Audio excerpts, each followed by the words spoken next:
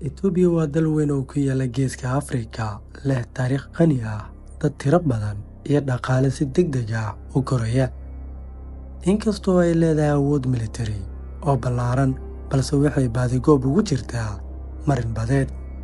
Tan iyo markii Eritrea ay ka go'day sanadii 1993, Itoobiya waxay noqotay dal aan marin badeed lahayn. Taasina waxay ka dhigan tahay in wax kasta oo ay dhoofinayso ama ay soo dejinayso ku xirnaadaan dekedo dalal kale. Muddo dheer kadib, Jabuuti ayaa ahayd xididka ugu weyn ay dunida kula xiriirto, balse hal marin badeed kuma filna dal weyn oo sida Itoobiya ah. Sidaa darteedna, Itoobiya waxay bilowday inay eegto jihada kale, xeebaha dhaadheer ee Soomaaliya.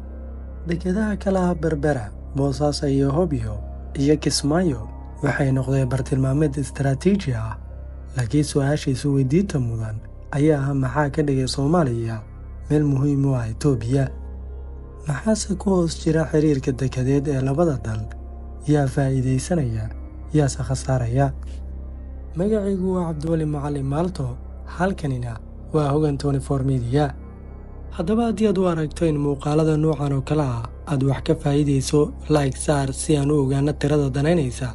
Haddii ay tahay markii kuugu horreysay aad soo booqatay channelkeena, subscribe saar si aad u heshid muuqaalada cusub ee aan soo gelino.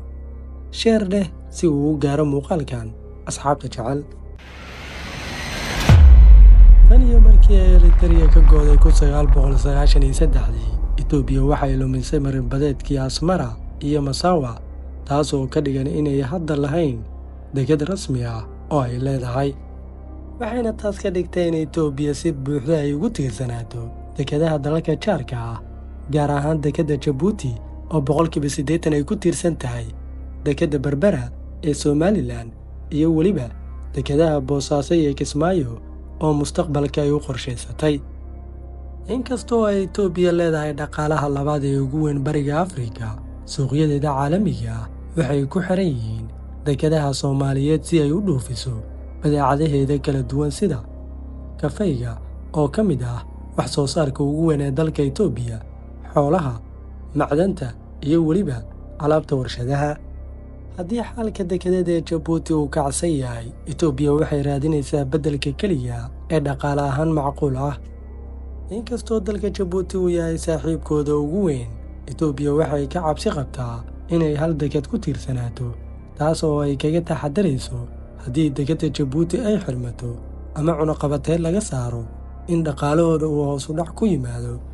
Sidaas darteedna waxay bilaabeen inay kor u qaadaan xiriirka Somaliland ee dekedda Berbera, inay maalgelin ku sameeyaan waddooyinka isku xira Itoobiya iyo Soomaaliya, iyo inay raadiyaan dekedo cusub sida Hobyo iyo Garacad. Soomaaliya waxay leedahay mid ka mid ah xeebaha ugu dheer Afrika, taas oo ka dhigaysa in dekedo badan la furi karo haddii loo baahdo. Itoobiyana si weyn ayay u danaynaysaa muuqaalka istaraatiijiga ah ee xeebaha Soomaaliya.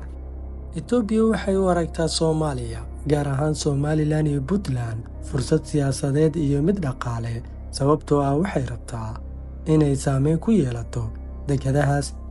Waxaa jira heshiisyo dhowr ah oo Itoobiya la gashay Somaliland, sida ku darista ciidamada badda iyo maamulka dekedda, halka Puntland ay la leedahay iskaashiyo badan sida amniga iyo iskaashiga dhanka ganacsiga ah. Waxayna Itoobiya u baahan tahay dekedaha Soomaaliyeed si ay u noolaato dhaqaale ahaan.